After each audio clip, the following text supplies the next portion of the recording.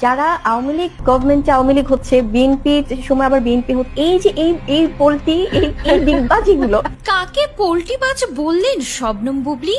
সম্প্রতি প্রথম আলোর এক অনুষ্ঠানে এসে বুবলি বলেন, যখন আওয়ামী লীগের সময় আসছে তখন আওয়ামী লীগ, যখন বিএনপির সময় আসছে তখন বিএনপি, যখন জামাত শিবিরের সময় আসছে তখন জামাত শিবির। এই যে যারা পোল্টি মারছে বা ডিগবাজি মারছে, এদেরও সংস্কার দরকার। এই যে এই পোলটি এই ডিগবাজিগুলো। তবে কি এবার নাম না করে সতীন অপু বিশ্বাসকে এমন কথা বললেন বুবলি? নেটিজেনরা তো এমনই মনে করছেন, যদিও বুবলি কোথাও অপু বিশ্বাসের নাম নেননি। এছাড়া বুবলি আরো বলেন, যারা নেট মাধ্যমে মিথ্যাচার করছে, বাজে বাজে কমেন্ট করে, এসবের জন্য একটা টিম থাকা দরকার, না তো দিনকে দিন এরা গুজব প্রোপাগান্ডা ছড়াচ্ছে। বাট এই যে একটা নেগেটিভিটি ছড়ানো। বুবলির এই কথা শুনে নেটিজেনরা আরো নিশ্চিত হয়ে যান যে অপুকে উদ্দেশ্য করে এমন কথা বলেছেন শবনম বুবলি। যদিও বুবলির এই ইন্টারভিউ এর পর অপু বিশ্বাস তার ফেসবুক পেজে একটি লেখা পোস্ট করেছেন। সেখানে অপু বিশ্বাস লিখেছেন, সত্য হলো এমন একটি শক্তি যা কোনো অবস্থাতেই চিরস্থায়ীভাবে লুকিয়ে রাখা সম্ভব নয়। মিথ্যা যতই শক্তিশালী হোক, সত্যের জ্যোতি তাকে পরাজিত করবেই।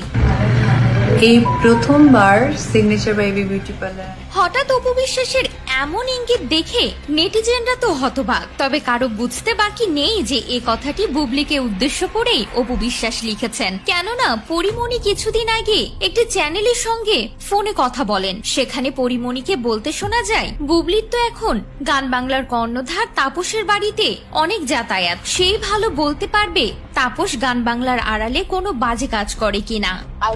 বুবলিকে আর ওই মাকে ফোন দিতে পারে। আমি তো রিসেন্টলি তার সাথে আমার কথা হয় না, দেখা হয় না, যোগাযোগ করি। এই ঘটনার কাছে জানতে পারেন, কারণ নায়িকা হিসেবে ওনাদের আসা যাওয়া এখন। আর এই কল রেকর্ড ফাঁস হওয়ার পরেই অপু বিশ্বাস বুবলিকে ইঙ্গিত করে এমন পোস্ট দিয়েছেন। বলা যেতে পারে 203-এর দ্বন্দ্ব যেন আবারও চাউর দিয়েছে। একদিকে ইন্টারভিউতে এসে বিভিন্ন সরকার আসলে রূপ পরিবর্তন করেন বলে নাম না নিয়ে অপু বিশ্বাসকে কটাক্ষ করলেন শবনম বুবলি। যারা আওয়ামী লীগ গভর্নমেন্টে আওয়ামী লীগ হচ্ছে, বিএনপি সময় আবার বিএনপি হচ্ছে। অন্যদিকে অপু বিশ্বাসও কম যান না। তিনিও বললেন, সত্য হলো এমন একটি শক্তি যা কোনো অবস্থাতেই চিরস্থায়ী নয়, সত্যের জয় হবেই হবে। প্রসঙ্গত অপু বিশ্বাস ও শবনম বুবলির দ্বন্দ্ব আজ নতুন নয়। বুবলির জন্যই যে অপু বিশ্বাসের সংসার ভেঙেছে তা তো সকলেরই জানা, কিন্তু তা কখনোই বুবলি স্বীকার করেননি। এমনকি বলেছেন, অপু বিশ্বাসের সঙ্গে সাকিবের ডিভোর্স হওয়ার পরেই তিনি সম্পর্কে জড়িয়েছেন, কিন্তু দুজনেই এখন সাকিবের জীবনে অতীত। তবে সাকিব তাদেরকে ছেড়ে দিলেও সাকিবকে নিয়ে তাদের চুলোচুলি লেগেই থাকে। আর তার কারণ হলো তাদের দুজনের সন্তানের বাবাই সাকিব খান।